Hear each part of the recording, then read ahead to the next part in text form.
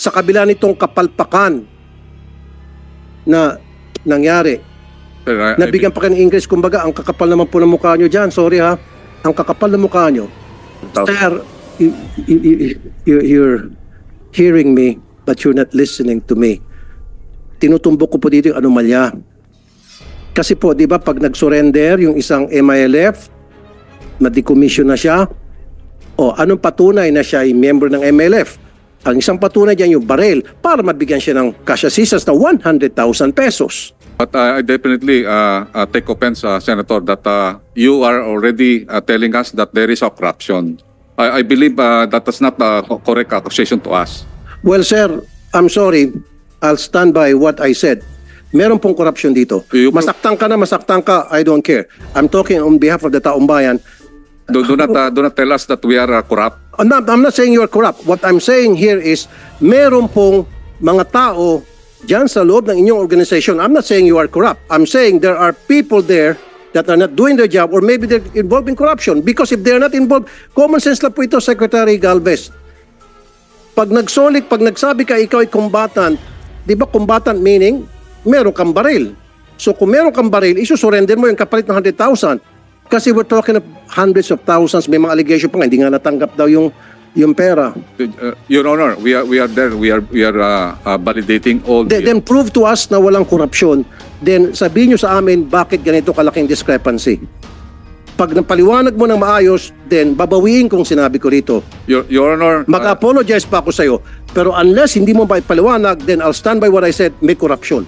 I know, sir, but you're in the military, right? Define combatant. Define combatant. Combatant can be the actual Hindi ka ba nabulabog dito? 26,000 surrenderies na bigyan ng 100,000, umabot ng 2.6 billion, and 4,000 lang firearms. Kasi kung ako, sir, sorry, I'm not saying you're corrupt. Sinabi ko sa loob ng organisasyon. Kung ako, sir, mababahala na ako. Kung ako talagang hell break loose.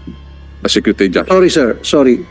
Ang tanong ko po, nag-conduct na ho ba kayo na investigation? Kasi ang laking pera po dito, and discrepancy, 26 versus 4,000.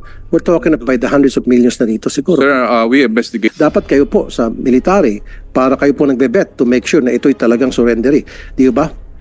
Bago nyo sana bigyan ng pera, nasa inyong baril. Pera kapalit ng baril. 100,000 po itong pinag-usapan natin, hindi po ito 1,000.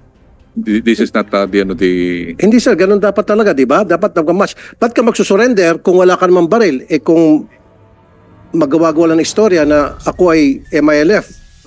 Thank you, Mr. Chair. Magkano pong binibigay na cash assistance sa bawat surrendery po? For the MILF, we are giving 100,000 100,000. unconditional cash transfer. 100,000. Okay. Ilan po yung surrendery? We term it decommission, Your Honor. Hindi, ilan po yung nag-surrender na nabigyan ng 100,000 each? 26,132. 26,132. Ilan po yung baril? We have 4,625. So, 26,000 ang nabigyan ng 100,000 each at ang kapalit ay 4,000 na baril. Hindi ho ba kayo nag-conduct na investigation bakit ganito kalaking discrepancy? At ano po naging result ng inyong investigation? At meron ho bang nanagot? Meron ho bang nasibak? Sir, actually, sir, that's our also our demand to the implementing panel, considering that as we have said, we have a secretary judge. Sorry, sir. Sorry. Ang tanong ko po, nag-conduct na ho ba kayo na investigation? Kasi ang laking pera po dito and discrepancy. 26 versus 4,000. We're talking about the hundreds of millions na dito siguro. Sir, we investigated the documents of our agreement and we have not seen any document that... Kaya nga po, yung nag-disburse ng nagbigay ng pera, yung 100,000 each surrender na umabot ng 26,000, sino po yun? Sino-sino yun? Kasi ang gagawin nyo lang po, 26,000, 100,000 each, 2.6 billion. Tapos 4,000 lang yung baril na, di ba kapalit yan baril, di ba? So, sino ho yung namigay ng pera, nag-abot ng pera, nag-process ng mga surrender. It was the DSWD who processed, but the IDB, No, the it one, should not be the DSWD. Dapat kayo po sa military para kayo po nagbe-bet to make sure na ito'y talagang surrendery. Di ba? Bago nyo sana bigyan ng pera, nasa inyong baril. Pera kapalit ng baril. 100,000 po itong pinag-usapan natin, hindi po ito 1,000. based on the agreement, Your Honors, we have commissioned the International Decommissioning Body, Kaya nga po, including the Armed Forces of the Philippines. Kaya nga po, sino nga po itong members, itong mga membro ng body? Ulitin ko pong tanong ko huwag na ho tayo magpaikot-ikot, sir. Pag binigyan sila ng 100,000 ng DSWD, dapat may kapalit siya na baril. Tama? This is not the Hindi sir, ganun dapat talaga, di ba? Dapat nag-match. Ba't ka magsusurrender kung wala ka namang baril? Kung magawa-gawa lang ng istorya na ako ay MILF. Your Honor, we are implementing the peace agreement. The peace agreement does not specify. Well, then sir, ba't kayo pumayag? Then huwag nyo sana i-release yung 100,000. Di ba sir? Ganun lang kasimple. Hindi nyo sana ni-release yung 100,000 doon sa nagsusurrender na walang baril na kapalit. Ganun lang po yun eh. Kasi kung hindi natin implement yung ganung klaseng polisiya, anybody can come to you and said, ako po yung magsusurrender, ako po yung MILF. Ganun ba? Halika, ito yung 100,000. Punta ka sa DSWD, ito yung papel na pakita mo doon para bigyan 100,000. So, naglulukuhan po tayo. 2.6 billion unaccounted for. Saan po napunta to? Kasi kung ganito rin lang, ako po isa sa mga gagawa na hakbang na bawasan po yung budget ninyo from 7 billion, tumas pa nga kayo, 1 point something billion. You started with 1.9 billion, now 7 billion. Sa kabila nitong kapalpakan na nangyari. Nabigyan pa kayo ng English, kumbaga, ang kakapal naman po ng mukha nyo dyan. Sorry ha, ang kakapal ng mukha nyo. Meron na nangyaring anomalya. Para sa akin, this is a big anomaly. May nangyari ng anomalya, may gana pa kayong humingi ng increase. Baka next year, hingig pa kayo, gawin nyo pang 12 billion. Gawin na natin 50 billion. Gusto mo, 100 billion na lang. Sir, the agreement was made during the time of President Aquino, and we are just implementing the. Oo nga po, sir. Pero nandun pa sa agreement na kahit na wala kang baril, tumaas ka lang kamay, sabi mo lang MILF ka, bigyan ka 100,000. Nakalagay pa sa agreement na, show me. The agreement says that the 40,000 will be decommissioned. The number of 40,000. Sir, you're hearing me, but you're not listening to me. Tinutumbok ko po dito yung anomalya. Kasi po, di ba, pag nag-surrender yung isang MILF, na-decommission na siya, anong patunay na siya ay member ng MILF? Ang isang patunay dyan yung baril para mabigyan siya ng cash assistance na 100,000 pesos. So therefore, pag may pupunta sa inyo dyan, nagsabi, MILF, surrendery ako, nasaan yung baril mo? Alam nga ba nang pupunta sila, may dala-dalang batuta lang o may dalang gulok. MILF ako, ito ang armas ko, gulok. Itong 100,000, hindi man siguro ganun po, di ba? Common sense lang po yun. So malaking anomalya. Kaya nga po, kung ako dapat sa sitwasyon mo, may nasibak na, may nakulong na. Totoo yan. Kasi laki anomalya eh. 40,000 versus 4,000. 46,000 versus 132 versus 4,000. Follow-up question lang in line with the question of Senator Tulfo. Kanino niya ba binibigay 100,000? Sa surrender ba mismo o sa organization? The IDB fully identified and verified the identity. In fact, they can. Mismo sa Yes. surrendery? Yes, sir. Yes, Your Honor. Kasi meron mga aligasyon na merong mga hindi umaabot na total na 100,000. May mga cut pa raw. Sir, At hindi talaga buo na 100,000 ang tinatanggap ng mga surrenderies. based on the decommissioning process, most of them will have the biometrics, Your Honor. Pinapipirma niya ba na Yes, sir. nakakatanggap ng 100,000? They have the biometrics ID. So it is fully identified by the IDB because the IDB is the one commissioned by the both panels. Yeah. And it is being given to the individuals, Your Honor. Kasi nakakatakot niyan. Pagka sa organisasyon yung binigay 100,000 kada surrendery, baka naman lalo silang ano, pinopondohan pa ng gobyerno yung kanilang recruitment, ano, plan. Mr. Chair, okay, pwede magsingit. Ito lang po ang gusto kong mangyari. Gusto ko, kung merong susunod na hearing, yung result ng gagawin yung investigasyon ngayon, sino-sinong involved sa korupsyon. May korupsyon dito, whether you like it or not. Meron po, ang laking discrepancy. Mag-imbestiga po kayo, dapat may managot. Ang laking pera po dito ang nawala sa gobyerno. Your Honor, Dahil kung hindi po, sa susunod na Senate hearing, patatapyasan ko kayo ng budget. Your Honor, You can count on me on that. I could say that, proudly say that there is no corruption in this decommissioning. We are just following the agreement. Sir, Do not tell us that we are corrupt. I'm not saying you are corrupt. What I'm saying here is, meron pong mga tao dyan sa loob ng inyong organization. I'm not saying you are corrupt. I'm saying there are people there that are not doing their job, or maybe they're involved in corruption. Because if they're not involved, common sense lang po ito, Secretary Galvez. Pag nagsabi ka ikaw ay combatant, di ba combatant meaning meron kang baril. So kung meron kang baril, isusurrender mo yung kapalit ng 100,000. Your Honor, the categories of the firearms is not only individual firearms. We have also cruiser weapons. That cruiser weapons, meron po yung mga 5 o 6 po yung tao na... And then sana magmamatch pa rin. Isama mo na yung machine gun, isama mo yung cruiser weapon, kung ano pa mang weapon, sa kasama na dapat din. But I definitely take offense, Senator, that you are already telling us that there is a corruption. I believe that is not a correct accusation to us. Well, sir, I'm sorry. I'll stand by what I said. Meron pong corruption dito.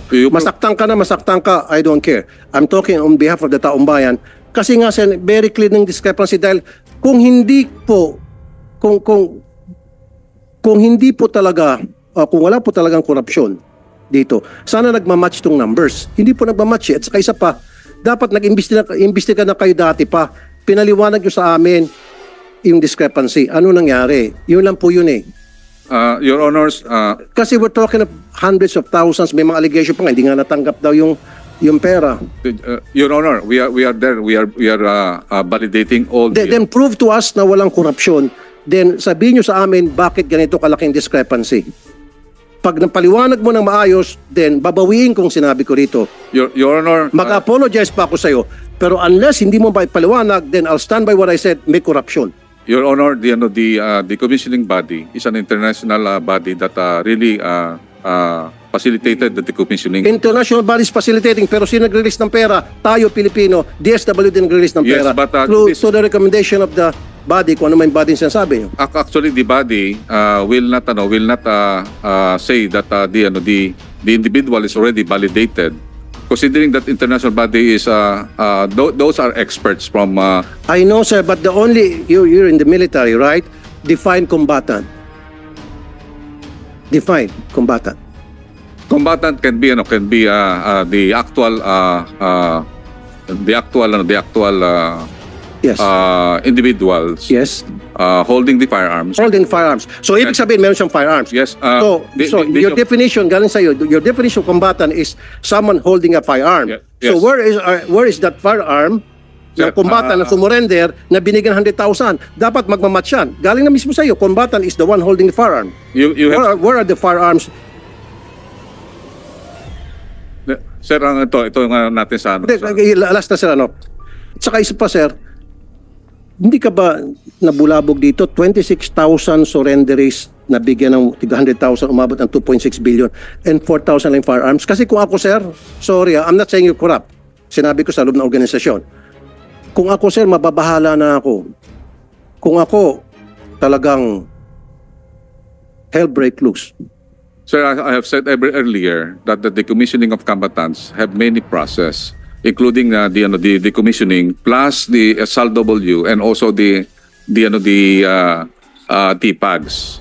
DPAGs are the one in charge on those firearms that we considered as loose that had been given to the MILF and the MNLF. Those firearms that are personally owned, it will have a different program, and we believe. So ang sinasabi niyo sir, okay, nabanggit na kanina personal. So may pupuntang combatant, may baril ako. Hindi ko surrender to kasi personal ko to. Ganun ba yung nangyari? Kaya yun yung difference ng 26,000 to 4,000 lang na baril. Kasi karamihan sa kanila personal, declared as personal firearms. Tulad sinabi kanina ni Ma'am Raisa. Or sympathizers. Yes, Your Honor. That's Pumayag kayo ng ganon? Eh di dapat, wag nyo bigyan ng 100,000. Dapat pera kapalit ng baril. So, sorry sir, then sabihin natin walang korupsyon. Okay. Then, katangahan. Again, I'm sorry for the word. Sorry for the word. Kasi, sige, tanggapin ko, yung difference is sa 26,000 sa 4,000 ay sapagkat karamihan doon ay may mga baril pero hindi sinurrender sapagkat personal use nila. O ba't tayo pumayag, sir? Kasi kung ako, sir, hindi ako papayag. Yun lang po. Sir, mag-imbestiga po kayo, sir. I'm not saying again you're corrupt. There is corruption here. Mag-imbestiga po kayo, sir. And dapat, head should roll dito. Meron talagang kalokohan dito. Hindi mo i-admit yun, sir, pero I'll stand by what I said. Maliban na lang, sir, kung ikaw ay nag-imbestiga at napakita mo sa amin, klarong-klaro na kung bakit ganito ang discrepancy, then babawiin kung sinabi ko. Pero kapag hindi niyo po napakita na ipaliwanag na maayos, I'll stand by what I'm saying here na there is corruption. And sa susunod po na hearing, pababawasan ko po yung budget ninyo. Pataas ng pataas 1.9 billion, naging 7 billion. Heck. Tapos baka next year, magiging 10 billion na. Wag naman po. I don't have anything against you, Secretary Galvez. I don't even know you. Yung sa akin, trabaho lang. May nakita akong kalokohan dito, pinupunan ko po. Wag ho kayo magalit. But magalit na kayo na magalit, I don't give a heck. Sir, What I'm doing is investigating in aid of legislation. Kasi po talaga it doesn't match eh. Tatanggapin ko na lang kasi sabi ni Secretary Galvez, then I'll accept it as Bible truth or as factual. Anyway, sir, bago ko umalis, ito lang habiling ko. Please investigate anong nangyari dito sa napakalaking discrepancy. And then sino po yung mga taong nagkamali dito? Yung mga taong nagbigay ng pera o yung nag-process at nagbigay ng papel sa DSWD para mabigyan siya ng 100,000 each. And then stop na po natin yung siguro if we need to change the law na kapag ikaw ay surrendery, pwede mo hindi surrender yung firearm mo kasi personal use mo yon. Kalokohan yun. Ba't ka nang surrender kung hindi mo isusurrender yung personal firearm mo? So meron ka pa rin palang firearm. Pwede kang bumalik din. That O was pumunta sa pagiging member ng private army. That was what I was saying a while ago, Senator Tulfo. Kung talagang gusto magbalik loob itong mga rebelde, di sana pati yung mga personal na gamit nila, kung yung mga pinigay sa kanilang mga sympathizers sa organization, dapat isurrender na nila sa gobyerno para at least sincere sila na magbalik loob to return to the fold of the government. So, siguro we'll conduct another hearing. Before that, So, Secretary Galvez, sir, sana sa susunod na hearing, mag-attend ako. Gusto ko po magbigay ka ng report sa committee na ito, yung inyo pong findings. Bakit po napakalaking discrepancy ito? Ano nangyari? Di ba? Yun lang po talaga. Kasi sa ngayon, kaya nainit ulo ko dahil hindi po naging klaro sa akin. Marami kayong binanggit ng mga body, foreign body, whatever. Still, for me, it doesn't connect. Para mag-connect para sa akin, kailangan masabi mo lang kung bakit nagkaroon ng ganito klaseng discrepancy. Pwede mo nang gamitin yung dahilan na lahat po yan dahil pinayagan namin na mag-surrender pero yung kanilang baril, huwag i-surrender. Yung nga sabi ni Senator Jinggoy, ba't mo pa i-declare ang surrender kung hindi mo pala i-surrender yung baril mo dahil i-declare mo na personal use? Do you agree, Secretary? Sir? Do you agree with me? I agree with you, sir. But the problem in Mindanao, Your Honors, is really the mindset of the people. There is some sort of sir. Actually, nakita natin every election, nakita naman natin na meron ding mga private armed groups ang mga local officials. Kaya nga ano po namin, kaya nga po ang programa namin ginagawa ngayon in order to resolve this discrepancy is to involve the local government units, basically the governors, which we have seen a good result in Basilan, Your Honor. That Sir, walang kinalaman dito mga governors. Ang may problema dito, yung mga nag-process ng mga surrenderies, ng mga combatants, kung tawagin nyo kanina. Combatants, in your definition, is the one holding Yes. the firearm. yes, Tama? Your Honor, Your So, Honor. anong kinalaman po ni Governor, ni Mayor?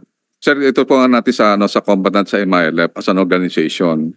Normally, kami mga military, pagka nagkakaroon po ng enkwentro, matagal po ang enkwentro.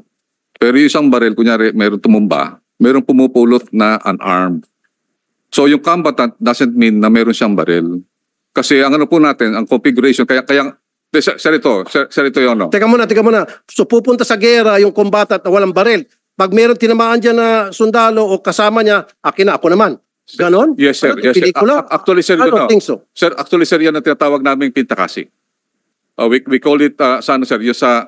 I've been in Mindanao for long a time. Ang ginagawa, nangyayari po, So, sir... ibig sabihin, 22,000 of these combatants ay mga pentakasi Actually, sir, ganun sir na nangyayari, sir. na nag-aantay lang na merong matumba, Yes, may mamatay na kasama nila para iti-take over yung baril. Yes, sir. I'm sorry, sir. I'm not in the military, pero I don't buy that. Sorry, I'm doing this in defense of the military as well. Kasi po, in fact, marami pang tatanungin later, pero later na lang, kung tutusin, talaga medyo hesitant ako dito sa amnesty program. Ang dami na nilang pinatay ng mga sundalo. Marami na mga nabiyuda, naging orphan. Dapat meron tayong matinding programa na to make sure na itong peace process na ito, amnesty program na ito, hindi mapagsamantalahan, not only from the other side, but also from within, na hindi magagamit ito sa korupsyon. Kawawa naman yung mga sundalo natin. Tapos, sasabihin natin, peace tayo ng peace. Pagkatapos, mag-a-ambush itong mga NPA. Tapos, ang palagi natin pinakikinggan, yung nasa Norway, yung patay na, sino yan? Dapat namang kinakausap ninyo yung si Joe Masison, Netherlands. Dapat na kinakausap niyo yung mga kadre mismo sa mga iba't ibang probinsya. Hindi tayo nagpag-usap sa mga tao na nasa abroad. Sir, ilan na ang mga nabiyuda? Ilan na ang mga naging orphan? Dapat bigyan natin halaga yung buhay ng mga sundalo at mga polis natin. Huwag natin basta-basta na lang, sige, peace tayo, peace amnesty para pagkakitaan. And again, I'm not saying it's you. Huwag ko kayo maging masyadong defensive because I'm not referring to you. I'm referring to the body, to the organization na nagpo-process nitong pagsusurrender na para sa akin, paninindigan ko, pinagkakitaan. Hindi ho kayo naawa sa mga sundalo? Hindi kayo naawa sa mga polis? Sir, I beg to disagree na pagkakitaan po sir yung decommissioning because I myself really implementing this. I would like to really to... Then show me proof. Kasi pag I will show nakita ka sa proof, akin ng proof, then babawiin ko. I will show proof, sir. Sa susunod na hearing. Yes, I will show proof that we are not corrupt. Okay. So then show me proof that you're not corrupt. Again, I'm not saying you are corrupt. I'm saying merong corruption. Kung sino yan, that's your job to find out. Ba't ka nagagalit, Secretary? Because you are accusing us that our organization is corrupt. Yes, because napakalaking discrepancy. Kahit na siguro itong si Juan de la Cruz niya sa kalye, makita itong sobrang laking discrepancy. There is a problem here. And we're talking about billions of pesos here. Kung pinag-usapan na po dito ay 200,000, 2 million, pwede, I'll let it go. Pero if we're talking about by the billions, come on, sir. There's something wrong. I'm not saying that you're corrupt. I don't know, ba't ka nagagalit? Talaga merong corruption dito. I'll stand by what I said. There is corruption. Unless may prove nyo sa akin, then come back sa next hearing, prove to me na walang corruption, then ako mismo magsasabi wala palang corruption. Okay, we will just... And I would even apologize. Pero kapag hindi nyo po napatunayan sa amin, naging klaro sa amin, may account itong 2.6 billion, then I'll say, corruption is corruption. Period. Thank you. Okay, we will just... thank you, Senator Tulfo. Senator Mr. Chair, may huling hirit lang ako. Naalala ko bigla dahil nabanggit nga ni Senator Tulfo yung 7 billion budget ng OPAP. May additional 2.6 billion para sa decommissioning. Additional po ba yun o kalakip na nung 7B? Ma'am, yung ano po natin, yung increase po is fully for pamana. This is a socio-economic project. Which Ayun na nga. Pero yung 2.6 may pamana rin nakapaloob doon eh. actually, sir, ma'am, yung ano, yung O sige, i-breakdown na lang natin. Wag na tayong mag-away dito. Mas maigi na, nakatulad ng sinabi ni Senator Tulfo at yung hinihingi ko kanina, i-breakdown po natin yung 7 billion ng OPAP, yung 1.9 na lumabas sa 2.6, yung karagdagan na 440 million na kare-release po lamang ng DBM. At itong huli na naalala ko, meron pa pala kayong trust fund, yung multi-country donor support for the normalization project. At andito yung support mula sa iba't ibang bansa, katulad ng USAID, ng Japan at iba't iba pang mga bansa. Pwede bang malaman kung magkano yung nasa trust fund na natitira at yung mga dating naibigay, paano ginamit? Mama, for the Pamana project, which comprises the increase, basically, Hindi, kabisado namin yung pamana po. Tinatanong ko yung foreign funded trust fund. Magkano na riyan? At bakit hindi binibigay yung breakdown? Mama, we will submit the complete report, considering that we have many donors, including EU, Japan, and Can you give me a rough estimate of how much money is involved? for the EU, they Hindi provided. lahat, yung total. Tsaka na lang yung breakdown. More or less. I don't have the figure right now, Your Honor. O para sa EU, for example. EU, they have given the PD BARM. We called it. Hindi, magkano? That is 24 million euros. 24 million euro. Tapos yung sa US, US, we have not received any from the US because they have given o it. Japan, Japan, we have some support, but it is being given. Norway. The funds Yeah. are not given to us, Your Honor. Yeah. Ang mahalaga, katulad ng sinabi ni Senator Tulfo at ng chairman ko, talagang ibigay natin para maging transparent at walang turuan, walang sisihan. Dahil inaalam lang natin kahit donasyon yan, talagang kinakailangan na maging accountable pa rin po tayo. So at the earliest possible opportunity as requested by the chairman within 1 week, please submit the total funds that have been collected in the trust fund and the disposition thereof. Thank you. Yes, ma'am. We will submit. Secretary Galvez, 1.4 billion, sabi mo 40 million euros, that's 1.4 billion. Being it is a World Bank ang nagano po fund manager po niyan. Wala po sa amin po 'yan. Wala. Wala Hindi, po sa amin po 'yan. hindi napunta sa inyo. Hindi po napupunta po sa amin po 'yan kasi ang ano po 'yan, diretso po sa BARM po napupunta 'yan. Pumunta sa BARM. Yes po, ang ano po niyan is the SPA is being signed by myself, the DFA, and also with the Department of Finance. And the fund manager of this our World Bank and also the UNDP. Pero kasama dapat sa trabaho niyo po, sir, na i-monitor to make sure na itong pera sir, ay yes, well sir. spent. Yes sir, actually So, sir, give us an accounting of this 1.4 billion, saan po napunta to, paano ito na-disperse, paano ito nagastos. actually magaganda po yung yung programa, especially yung Japan. Ang programa nila recently na we have signed with the DFA is yung yung food for schools. They're giving food for students, 15,000 targeted students. At the same time, may local production po, yung food na ginagawa po nila is locally produced by the farmers. Yeah, sabi nga po kanina ni Senator Amy, para hindi ko kayo pagdudahan, hindi ko kayo pag-isipan, dapat transparent po lahat. Dapat lahat documented. Yes, Kasi yes. kung, sir, salita ka lang, sabi mo, the body, commission, pagdududahan talaga kayo. Hindi nyo ako masisisi na I'll cry corruption.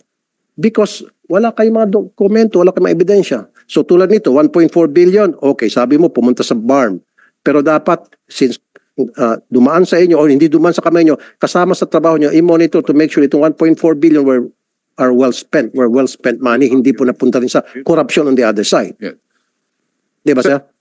Bali po yung po yan, yung implementation po niyan is being implemented by the foreign fund managers, which is basically yung foreign fund managers are. Pero dapat, sir, mag-assisting kayo. Kasi Kasama po. ano alam ng mga foreign bank managers, sa proseso natin, sa kultura, sa tradisyon. Actually po, Pero ang sir, trust fund, di ba nasa pangalan po ng AFP? sir, yung trust fund OPAP? po, yung Bangsamoro National Normalization Trust Fund is being handled by the World Bank. By the World Bank. Yes po, bali po ang proseso po niyan, Your Honors, is that yung BARM at saka po yung foreign funder, mayroong mga intended na mga beneficiaries. Pero sino pong nag-identify ng mga beneficiaries? BARM po ang nag-identified. But they go through you. Kasi kayong may trust fund. Bali po lang po ang sa akin is para lang po sa special power of agreement para po ma-approvean po yung pondo na mai-transfer po doon sa BARM. Kaya nga, pero meron dapat talagang Meron po kami proseso na kailangan dumaan pa rin sa inyo. Yes po, bali po ang Since dumaan sa inyo, dahil kasama sa trabaho ninyo na alamin to make sure na yung donation na dumarating from World Bank well spent, yung ibig sabihin. Yes sir. Actually sir, we have the validation and monitoring. Kaya nga po may mga So pakitanong lang po sa BARM paano po nagastos ng 1.4 billion? Pwede yung euros? Yes sir, we will provide you this. And all other donations? Yes. Kasi magdududa po yung tao pag hindi nyo po na-account to. Yeah po. Thank you, sir. For information po Senator Tulfo, yung sir, yung decommissioning po ng combatants, ang pera po is tinatransfer po natin sa DSWD. So wala po sa namin, sa opisina po namin. Alam ko po yun, sir. Pero kayo po ang nag-identify. Tama? Hindi naman magbibigay ang pera ng DSWD kung walang go signal sa inyo. IDB po ang nag-identify ng combatants. Sir, kayo po ng sundalo, mga sa military, ang nagsasabi kung sino ang combatant o hindi. Yes sir. Exactly. And then through you, the DSWD will release the 100,000 pesos. Yun po yung sinasabi ko. Yes, sir. Kaya nga sir, para hindi natin magpaikot-ikot, sa susunod na hearing, gusto ko po accounting of this 2-point-something billions. Dahil kung hindi sir nyo ma-account na mabuti, maasahan nyo po, harangin ko po yung nyo, Yes, we will make a presentation to your yung honor. budget. We will make a presentation. At last na lamang po, Yeah. paano po binibet yung pagbibigyan ng amnesty sa lahat na po, whether NPA and MILF? May proseso po ang Yeah, actually, I asked that question already. Sige, you can answer it again, attorney. Thank you very much. Good afternoon po, sir. For the applicants for amnesty, within 5 days upon the filing of the application, we refer the application to the NBI, to the AFP and PNP for vetting, including the court and the prosecutors, who are members of the local amnesty board, sir. So PNP, NBI, AFP, AFP. prosecutors, and the Okay. courts. The courts. So very good. Kung ganun, okay sa akin yun. Kasi nandun yung AFP especially. Ngayon, ang sunod kong katanungan, ano po yung guarantee na yung mga nabigyan natin ng amnesty ay hindi na babalik sa bundok? Halimbawa sa NPA. Meron ba tayong mga programang malinaw to make sure na sila ay hindi na babalik sa dating gawi? Insofar, sir, as the National Amnesty Commission, sir, wala po kaming guarantee. For the social programs, it is with the OPAPRU and other government agencies. Okay. Ano pong programa meron tayo para masiguro na ito mga nabibigyan ng amnesty ay hindi na po mamundok muli?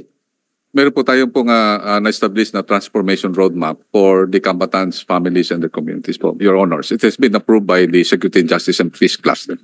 Ito po naman nabibigyan ng amnesty.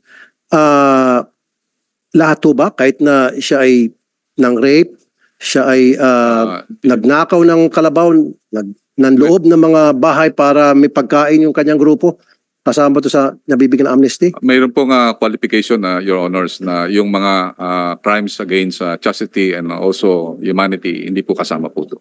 Okay. Kasi may mga balita, especially sa ABB, na nagbalik loob sila, hindi sila monitor, then nagagamit sila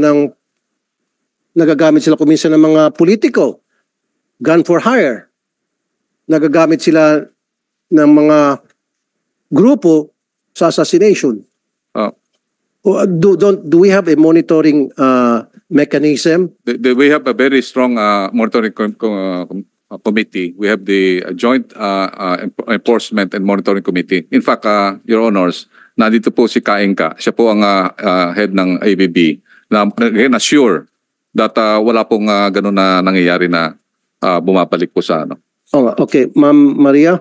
So, kayo po ang nagmo-monitor Good morning. na para masiguro na yung nag-surrender at nakakuha na ng benepisyo sa ating gobyerno ay hindi na po mamumundok? Opo, Your Honor, Senator Tulfo, Senator Estrada. Magandang hapon po. Kung ano po, babasahin ko po muna kung pwede allow ninyo yung position paper ng RPMP-RPABB regarding the amnesty, and then po soon sa paglilinaw po kaugnay sa monitoring. Pwede po. Okay.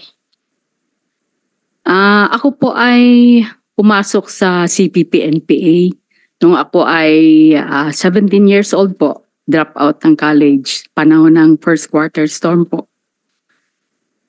Naging bahagi kami nung nag-critique. Sino po presidente no nung pumasok kayo sa NPA? Bago po nag-martial law, si President Ferdinand Marcos po, yung sa Okay. CPP-NPA na time namin. Sige. RPMP-RPABB, position paper on House Committee Resolution number 19. In its founding Congress in 1998, the Revolutionaryong Partido ng Manggagawa Pilipinas, Revolutionary Proletarian Army, Alex Bongcayao Brigade, now organized as the Kapatiran, decided to pursue the path of non-armed struggle to pursue social change and work for the well-being of the working masses, as it criticized and condemned the error of the peasant war strategy of the CPP-NPA. Recognizing government objectives and program to strengthen democracy and promote peace and unity after the February People's Power, it entered into peace talks with the government with the intent of divesting itself of the instruments of violence it inherited from the CPP-NPA incorrect strategy and transforming itself into a civilian socio-political organization for meaningful reforms. Starting with the exploratory talks brokered by staunch peace champions, the late Cardinal Jaime Sin and the late Heidi Yorak in 1999, the 2000 peace agreement between the government of the Republic of the Philippines and the RPMP-RPABB was signed under the Estrada administration with the strong support and initiatives of the late Ambassador Danding Cuangho. The RPMP-RPABB forged the agreement with the government under the principles of honor, dignity, and justice for all, in observing terms and conditions for cessation of hostilities with a commitment to final disposition of forces and arms. The government committed on confidence-building measures that would provide concrete assistance for the release of political prisoners, restoration of civil political rights of members, and provision for impact development projects to identified areas affected by the armed conflict with the group. The whole organization embarked on the journey of building trust on the sincerity of government to provide for the legitimization of the organization and members of the RPMP-RPABB for just and lasting peace.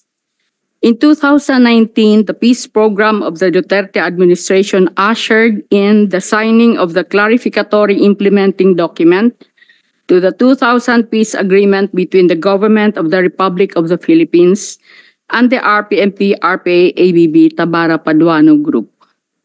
We call that the CID, sir. Together with the final demobilization of the RPMP-RPABB-TPG, which resulted in the actual turnover of 317 firearms with 264 explosives and 30,000 ammunitions. The implementation of concrete socio-economic political and security assistance to the 727 profiled RPMP-RPABB members and identified communities is continuously making numerous milestones towards long-lasting cooperation to address root causes of armed conflict. We are grateful to all the men and women in government, on the government security forces, and local government units for sustaining support to our choice to pursue the non-violent path under the peace agreement with the government up to the present in the face of the many hardships and problems since the 2000 peace agreement was signed. The RPMP-RPABB is now organized and government registered as the Kapatiran para sa Progresong Panlipunan Incorporated. It is implementing projects and working with the government on the full delivery of the CID provisions of socio-economic reintegration, security arrangements, disposition of forces and arms, the release of remaining political offenders, and an amnesty proclamation. Full transformation of the organization and economic support to identified communities to address poverty.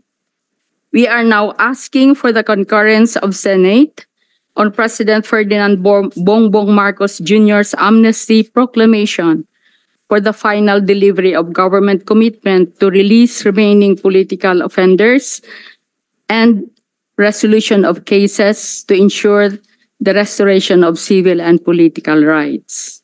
All right. Since the anti-subversion law was repealed, numerous members of insurgents group have been charged. Pwedeng Yan, makakat lang, ano? Yes. Mahaba pa ata yan.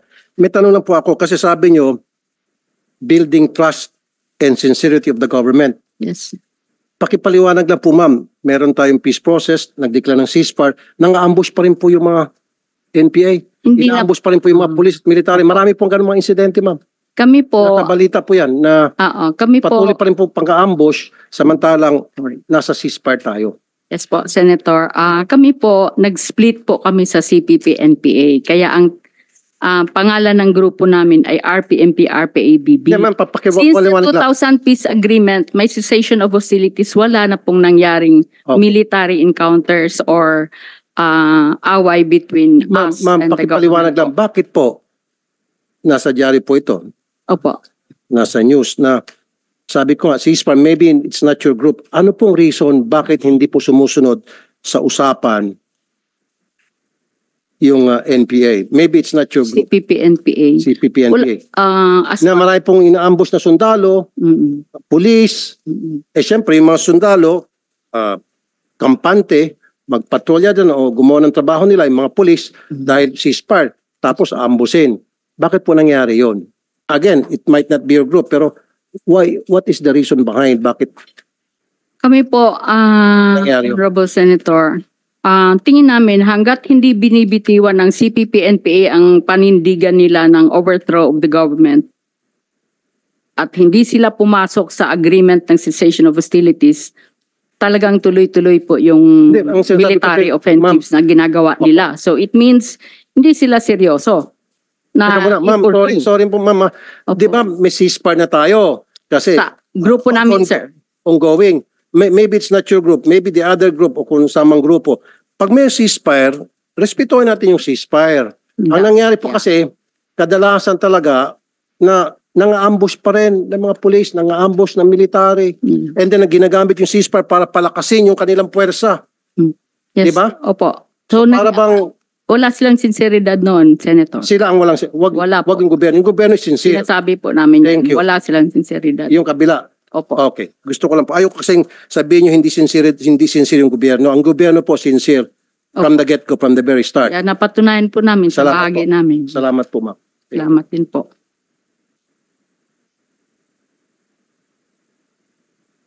Miss Maria Tabara, Yes po. curious lang po ako, no? Why did you enter that organization at an early age? Spirit of the times. Idealist po tayo pag ganong edad po. Saan kayo Malakas din po yung... Saan kayo nag-aaral nun? at the age of Sa 17? Siliman University po. Diliman? Your Honor. Siliman. Siliman. Sa, Opo, sa Negros? Dumaguete po. Sa Opo. Dumaguete, yes. Yes po. Nagre-recruit ba sila ng ano noong panahon ninyo?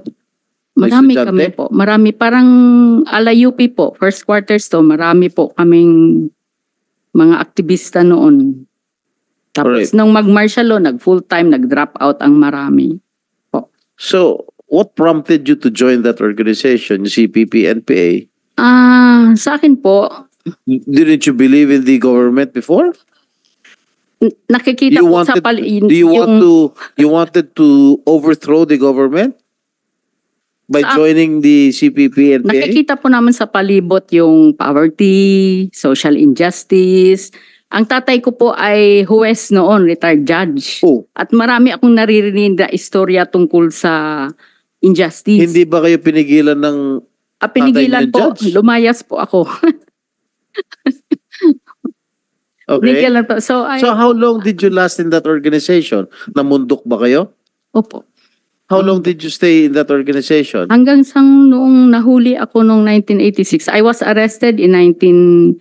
How old were you then? Martial law, I was barely 18. Nung 17, drop out ako, full-time, 18. Pag martial law, 18 na ako, nahuli ako, nakulong ako. Lumayas uli ako, nagpabundok po ako sa Samar. And then, nung nanganak ako nung pangatlo kong anak, Nakapag-asawa pa kayo? 1986, opo, may anak po kami. Ano, kapwa rebelde? Kapwa po, full-timer kadre sa CPP-NPA dati. Mhm.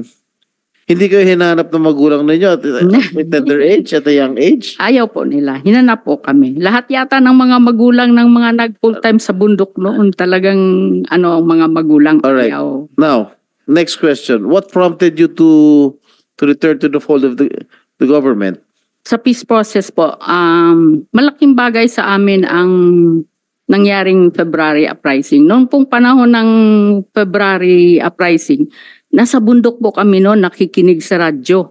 Tanong ko po sa sarili ko, bakit ganun? Akala ko may enforce tayo ng democratic struggle. Bakit wala tayo dun? Malaki yata ang problema natin dito. Before that, may mga debate na po kami sa leadership sa kawastuhan po ng protracted People's War na nakabatay sa Chinese experience po. So, nung nangyari yung February uprising and then pinakawalan sina Joma, nag-abroad pa. Laking tanong namin, bakit nag-abroad siya? Kasi security question. Bakit siya lang bang may security problem? Maraming may security Bali, problem. iniwanan kayo ni Joma. Iniwanan kayo. Safety niya, sarili niya. Inanida kayo. Ha? So, Di ba kayo humiwalay po nagtaka? kami dahil Hindi, di naniniwala ba kayo kami. nagtaka kung bakit umalis si Joma Resison? May problema talaga yun, Your Honor. Ano po? At saka, may problema talaga sa leadership. Tapos, na-realize namin na mali yung ideological So hindi nyo, nung umalis siya, hindi nyo siya kinilala na totoong leader ng Hindi, that CPP-NPA? time, yung structure po ng CPP-NPA tsaka sa kultura, sa subculture namin, talagang tinitingala namin siya as our Leader. ideological leader po. Opo. Hero. Sinasamba nyo siya. Nire-respeto. Not really yung samba. Yung But my quick nire-respeto question, na siya. Hindi. Senator Yes, Jinggoy, yes. bakit ino-honor ng ating gobyerno ang pagkipag-usap kay Jomar Sison for the longest time na nandun naman siya sa ibang bansa? Sabi nga niya is to secure himself. Bakit hindi mismo yung mga talagang nasa bundok, yung mga kadre sa iba't ibang lugar, sa iba't ibang reyon? Bakit po tayo nagpag-usap? Somebody would like to answer quickly? Bakit palagi natin kinakausap itong si Mr. Sison? Yan po hindi ko talagang maintindihan. Sasalita siya ng salita, o akong bahala, kawawa yung mga sundalo natin. Sasabihin na, okay, sige, peace tayo. Ano Sasabihin po? ni Joma Sison, peace, and then sabihin ng mga kadre, anong peace? Nandiyan ka sa bundok, nandito kami sa bundok, napakandahirap, ikaw, dada ka ng dada. Kaya tuloy-tuloy pa yung pang-ambush. Tama mo? Opinion ko po, tinitanong, no? Sige, ma'am. Kasi isang organisasyon po ang CPP-NPA. Parang MILF. Hierarchical po ang organisasyon. Kung ano yung desisyon ng leadership, sunod po yung buong organisasyon. Ganon po yon. So, may logic na ang gobyerno makikipag-usap sa liderato. So ang kinikilalang liderato ng CPP-NPA, sina Joma. Alright. Kaya Nung nasa abroad ba si Joma, nagbibigay pa rin siya ng instruction sa inyo? of course, nung hindi pa kami nag-split, Oh, ano yung mga instruction? Kindly be specific. Ano yung mga binibitawan niya instructions? ang Sa inyo, sa grupo CPP-NPA po kasi, ang system ng leadership is through may mga programs, policy decisions, ganun po. Halimbawa, nung nag-abroad na siya, so Cory administration na, ano yung kondukta dapat ng CPP-NPA sa National Democratic Revolution. So yon, ang naging kondukta pa rin, tuloy-tuloy pa rin to overthrow the government. And then titignan lang yung Cory administration as the bourgeois democratic faction. Ibig sabihin, burgess pa rin yan, kalaban pa rin yan, class enemy pa rin yan. May democratic ano lang siya, embellishment. Kaya Assuming, kasi mapunta tayo kay President Cory, kay President Ramos, gusto niyo pa rin i-overthrow yung gobyerno ni President Ramos? nung panahon po ni Yun Ramos, lang naman ang mindset ng CPP-NPA, just to overthrow the government. Yan lang naman eh. Kahit sino presidenteng umupo dito sa Pilipinas, ang gusto lang ng CPP-NPA, i-overthrow ang gobyerno. Kahit wala mga masama ginagawa ang gobyerno sa inyo, gusto niyo lang talagang i-overthrow. Opo. Panahon ni Ramos, gusto niyo rin overthrow. Bakit? Nagdebate na po kami noon. Tapos Bakit niya? nag-umpisa Gusto na. niyo overthrow yung gobyerno ni Ramos. Wala pang isang taon. Si Ramos, nandyan na yung mga rally na yung mga aktivista. Ganon din sa panahon ng tatay ko. Unang sona ng tatay ko, nandun kayo nagpaparata. May FEG pa. Kahit sinong umupong presidente dyan, gusto niyong i-overthrow. Ganon din kay President Arroyo, kay President Pinoy, President Duterte, dito na kay President Marcos. Lahat gusto niya overthrow. Bakit? Wala na po kami nung panahon ni Ramos. We recognize na mali po yung... Kahit wala kayo dyan, ang purpose lang talaga ng CPP-NPA is Opo. to overthrow Totoo po yan. any government, Totoo any po yan. sitting president here. Yes, totoo po yan. Oh. Anong purpose? Gusto nila na Gusto nila maging baguhin komunista yung Pilipinas. lipunan, maging national democratic daw government towards socialism. Ganon po yung ano nila. Gusto ang tawag po namin doon, dogmatization ng karanasan ng China. Kinopya ni Joma yung China, kahit ang layo naman ang kondisyon ng Pilipinas. You think you can beat the government? Sa tingin nyo, kaya nyong pulbusin ang mga sundalo rito sa gobyerno natin? There is only one flag. One armed forces of the Philippines. And one constitution. You have to adhere to our constitution. Yeah. Di ba? Tama You po. cannot fight the government. Kaya ako talaga, I request you to go back to the fold, the government. Hindi na yun po mag-aaway kayo. Purpose nyo lang lahat lang na presidente na nakaupo dito sa Pilipinas, gusto nyo palitan, gusto nyo kayo mag-take over. Hindi naman yata tama yun. We are in a democratic society, in a democratic country. Alright? Chair, makatanong lang. Nung nasa bundok po kayo, sino po nagbibigay ng support sa inyo? Saan niyo po kinukuha yung mga baril ninyo, yung mga pagkain ninyo? Ang masa po, tawag namin, ang komunidad sa ino-organize namin. Ganito po, personal kong karanasan. Pagpunta namin sa kabundukan, ang mga tao po sa bundok, mababait po, nagpapakain kung sino po yung humihingi ng pagkain. Nagpo-propaganda kami about government neglect. So, dama nila yon. Nakikita nila na itong mga bata na ito, babata pa, galing sa mga universidad. Iniwan yung mga pamilya nilang, baka ang buhay nila mas maganda kaysa dito para maglingkod sa atin. Tumutulong po talaga kami sa mga domestic problems, Ma'am, ordinary okay, sige. So, ang pagkain criminalities. ninyo, sa masa. Opo. Pag minadadaanan kayo mga kubo, hilain yung kambing, hilain yung baka, baboy, manok para pagkain nyo. Root crops lang po. Or crops, okay. Paano naman po yung sweldo? Kasi may mga sweldo ata. Wala po. Walang sweldo. Yung mga baril po, saan galing? Yung una po, alam niyo naman po yung karagatan, yung may efforts po ang CPP leadership na manghingi ng arms support from other countries na pareho ang ideolohiya like China, Libya. Oh, okay, sige. Alam mo, China, paano po nakapasok ng Pilipinas yung mga baril na hinihingi from China? Ano yun po, may mga shinip po sa mga barko na ginawan po ng pamamaraan. Inismuggle po. Opo. And then yung iba po sa proseso meron talagang kalaban, halimbawa sa politika po, ito realistic lang po ha. Kapag kalaban niya yung isa, may arma siya, bibigay niya sa NPA, sige, para lalong humina yung kanyang kalaban sa politika. Meron din pong ganyan. And then meron pong siguro sa MILF experience din, may mga nakatagong armas, binibigay din sa amin. Hindi po yun marami, konti lang. Sa area po namin, Kabisayaan po kami noon. Ganun po. Okay. Paano po yung, sabi nyo, pagdating ng baril, inismuggle sa barko, sino po yung kumukuha noon? Paano po yung naidadala sa bundok? Siyempre, marami yun, cash na firearms. Konti lang po ang nakuha ng Paano po niyakyat sa bundok? May mga, sa organization, may naka-assign kung sinong gagawa sa anong particular na gawain. Like yun, salubungin yung mga armas, and then saan ilalagay, paano i-distribute, may mga pamamaraan.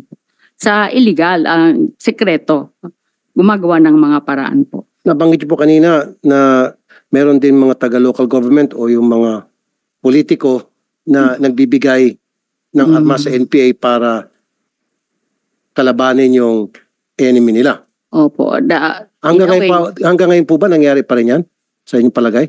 Marami pa rin ba mga politiko na mula po nung nagbuo ng RPMP, RPABB, tinigil po namin lahat yon na kasi hindi na po kami naniniwala sa armed overthrow. No, what I'm trying to say, ma'am, sa inyong pagkakaalam, nag-exist pa rin ba yun, yung sabi nyo kanina na namimigay yung mga politiko ng baril sa inyo para gamitin sa kalaban nila? Kung ginagawa po yun noon, pwedeng mangyari pa rin ngayon.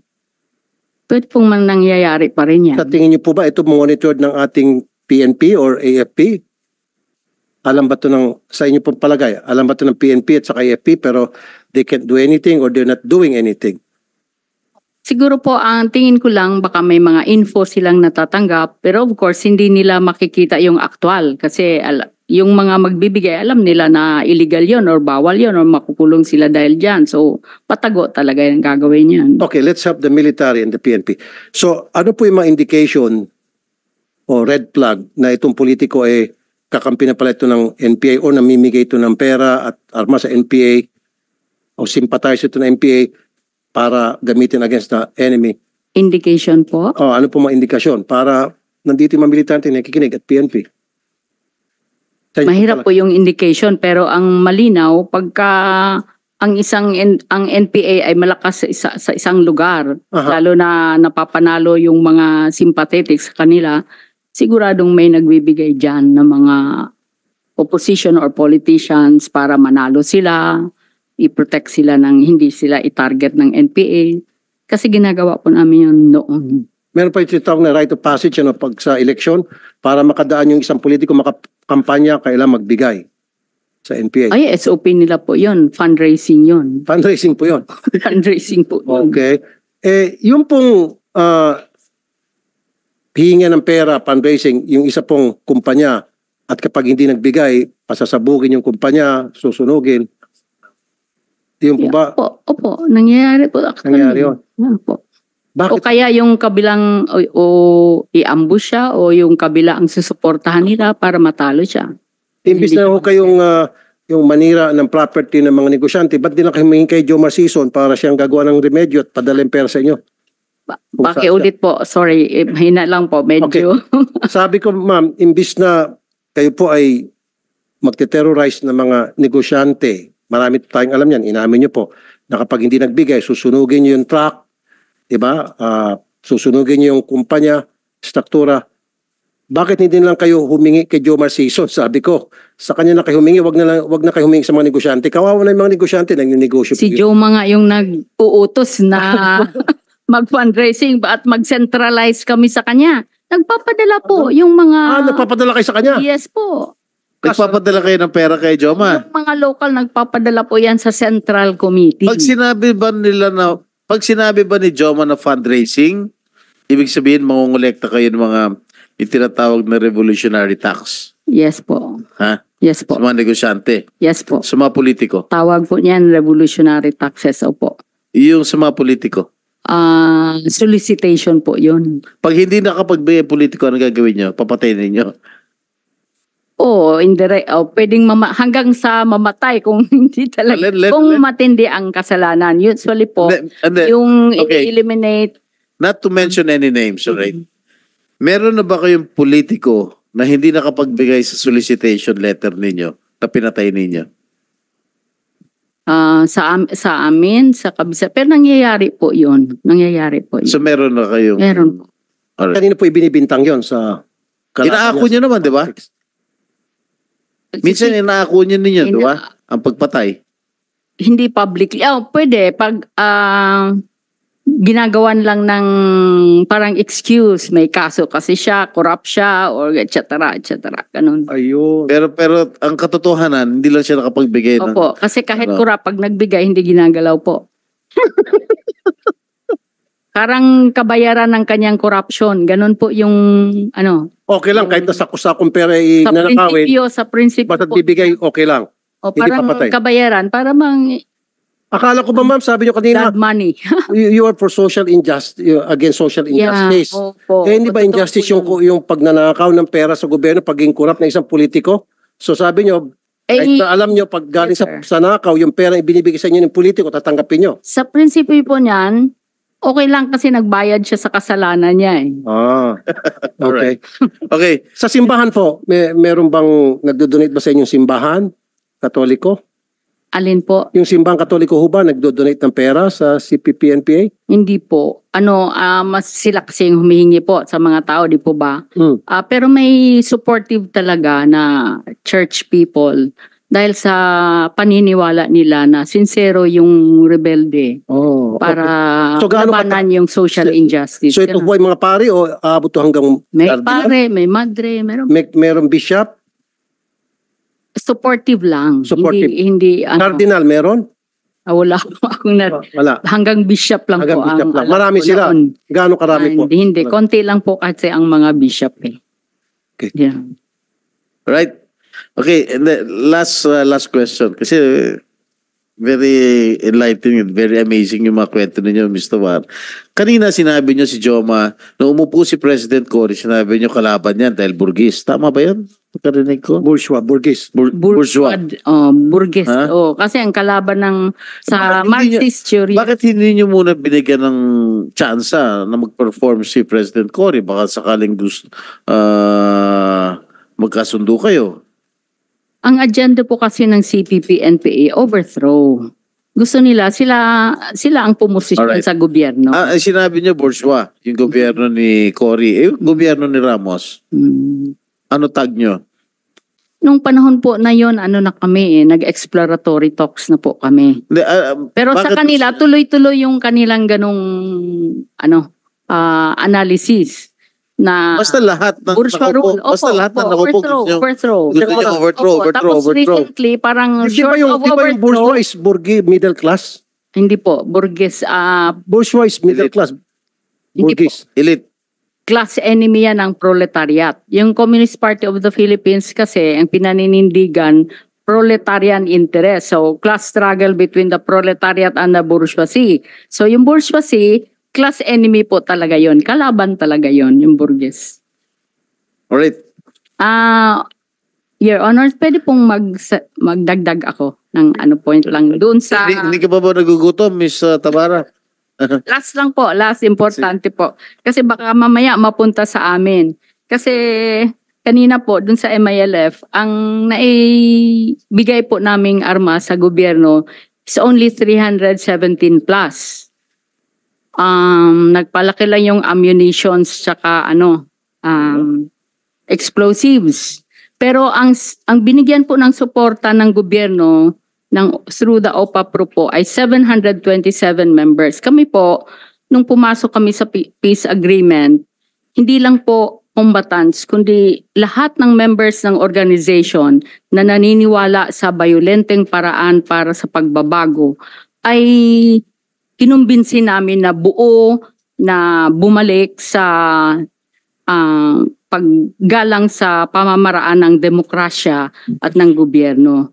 Tapos hiningi po namin na lahat ng members, dahil karamihan ay nanggagaling sa mahihirap na pamilya lamang, ay bigyan ng pagkakataon na irespeto yung kanilang rights, yung kanilang well-being ay matulungan, pati security, kaya humingi po kami ng interim security arrangement.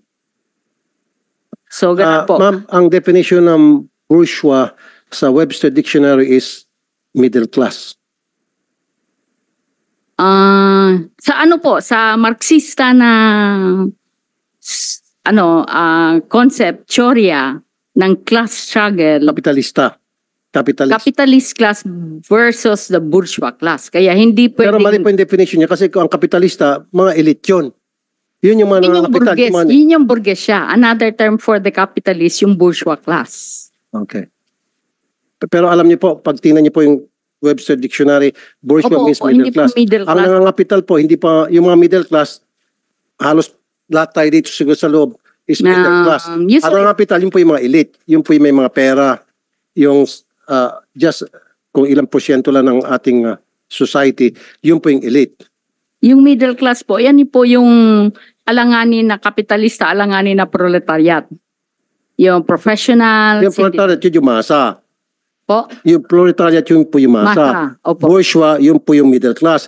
Elite, yun po yung Hindi po, yung, mayayaman. ano po kasi, yung bourgeois, if referring to a class, ano Okay. siya, ang nakakontrapose ng proletarian class. Sa Okay. class society, development ng lipunan from slave, so slaves versus the monarchy, yung kings, queens. And then pagdating sa feudal, yun pong magsasaka versus po feudal lords. Pagdating sa kapitalistang lipunan, yung kapitalista versus the proletariat. Okay, Ganon so po yun. in other words, ma'am, galit kayo sa bourgeois, sa mga kapitalista. Tama?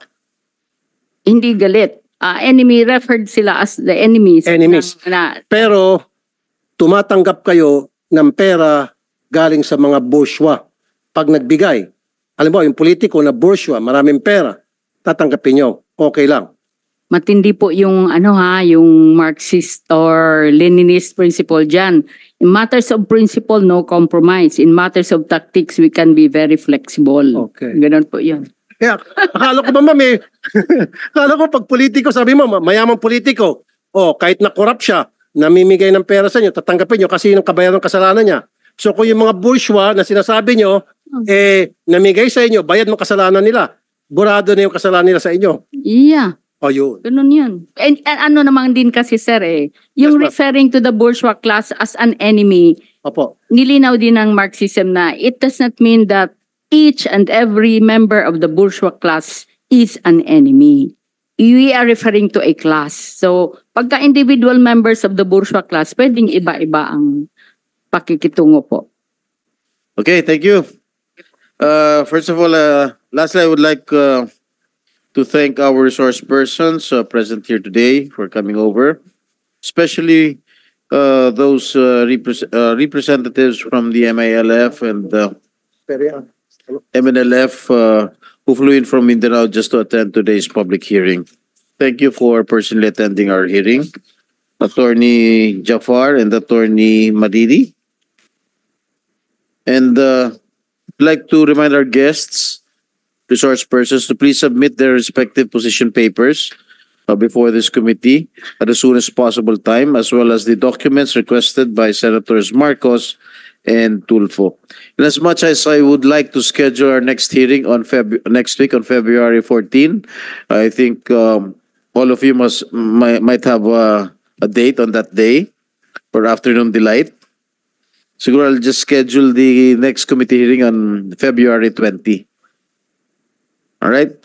So, thank you very much for attending today's public hearing. The meeting is hereby suspended.